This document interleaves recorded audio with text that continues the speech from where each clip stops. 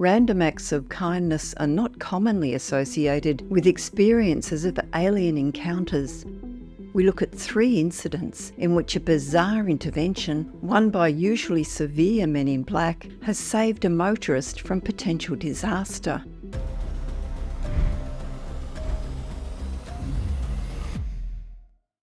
Cliffhanger. Researcher and author Tom Dongo recorded this case, which took place in the spring of 1980. On a sweltering hot day, a woman was driving outside of Cave Junction, a small former timber logging town in Oregon in the US. The woman reported that she somehow strayed from a logging road, which was winding around a steep mountain. After travelling for some time, she realised that the road was narrowing and it seemed dangerous to follow it any further. She decided to try and somehow turn her car around and then return back to Cave Junction, which was now about 30 minutes away. However, as she slowly reversed her car, it went off the road, with the result that the rear end was dangling and the car unstable.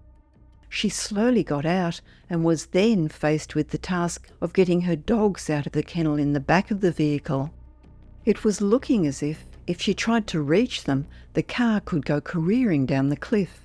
As she contemplated her options in the precarious situation, a large car pulled up and 4 tall men got out.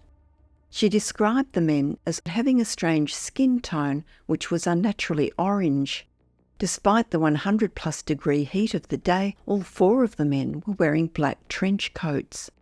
She greeted them with a hello, but they did not reply. Instead, without saying a word, they went to the front of her car, picked it up and placed it back on the road, facing in the direction going back to home. She doubted that even twice the number of helpful humans could have lifted her car from the front end only and replaced it back on the road facing the opposite direction. In recalling the incident, the woman did not remember how she got past their car or they passed hers as they continued travelling up the Firebreak Road where she had also been originally headed. Her memory of the encounter with the strange humanoids left her extremely scared, and on returning to town, she rented a hotel room and slept for 2 days. Although those eerie men on the mountain had saved her and her dogs from a life-threatening incident, their then presence still scared her. Just in time, an anonymous witness reported to the Mutual UFO Network an astonishing event that was also possibly life-saving. In 1978, the person, then aged 21, was living in Forest Hill, Texas, and had managed to secure a job for which they needed to upskill. As typing was one of the requirements, they had enrolled in a night typing course in Fort Worth. The witness was driving home from the course on 120 East in light traffic. In fact, they could not remember there being any traffic, which later seemed rather strange to them. Suddenly, there appeared a huge light, seemingly coming from above, but completely surrounding the car. The brightest light this person had ever seen before or since. They slowed down to get a better view, but could only see the light, and then realised what the light was showing them. There was a mattress in the lane ahead, which they would never have seen, and would have caused them to have a serious car accident. The witness pulled to the side of the road and rolled down their window, momentarily forgetting about the mattress and expecting to see a helicopter. However, there was absolutely no sound, not from a helicopter or even the normal sounds of night or traffic. Strangely, they did not feel scared, but in fact experienced a feeling of peace, like they had never felt before. Then suddenly, the light had disappeared. On arriving home, the witness called the nearby Carswell Air Force Base, who denied any knowledge of an unknown aircraft, but was still wanting information about the sighting, and asked several questions. The witness later reported their experience to MUFON after seeing a TV program about UFOs, describing the event as awesome, peaceful, and very, very real, saying, "Whatever or whoever it was that saved me from what would have been a horrible accident, it could not have been something from this earth." Lucky escape. In 2001, Lillian Richter had an experience that was life-changing and possibly saving. Living in Southern California, one weekend she had visited her mother in a desert area and then embarked on a nearly 3-hour journey home at around 4 p.m. After driving for about 15 minutes, her rear engine warning lights began to blink, causing her to brake to slow down so as to pull over. However, to her shock, the car started to accelerate at increasing speeds at 80, 90, then 100 miles per hour as water began to pour out from under her now rattling hood. Slamming down the brakes had no effect as her speedometer raced to 130 miles per hour and she realised her steering wheel was locked. Bracing for an accident, Lillian began to pray when immediately the car slowed to 15 miles per hour, pulled to the roadside by itself, and switched off, as if someone else had taken control of the vehicle, which was now dead despite a recent tune-up. Her cell phone also dead, Lillian was distracted by an overhead movement through her sunroof and glanced upward to see a huge black craft hovering above, just a few feet over the top of her car.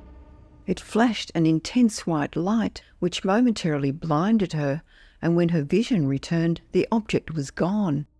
Her phone and car still defunct, she suddenly realised that the black craft now hovered about 300 feet away and just 10 feet above the ground.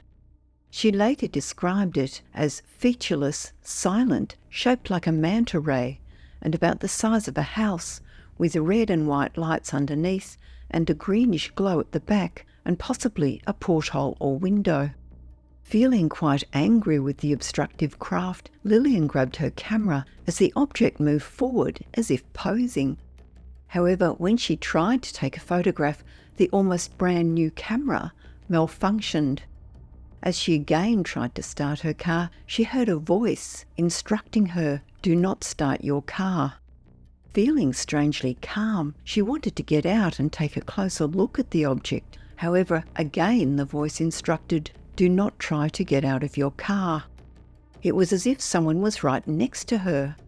Lillian tried to reason with the disembodied voice, saying that she needed to get back on the highway before dark. There was no response until a few moments later when the voice said, "You can go now." To her relief and amazement, the car engine now started normally. She had been delayed for about 30 minutes, and it was now 5 p.m. She was also surprised to see the craft now pacing her car, matching her speed and approaching to within 150 feet, still cruising at about 10 feet off the ground. Observing it up close, Lillian never felt afraid, but strangely safe and secure.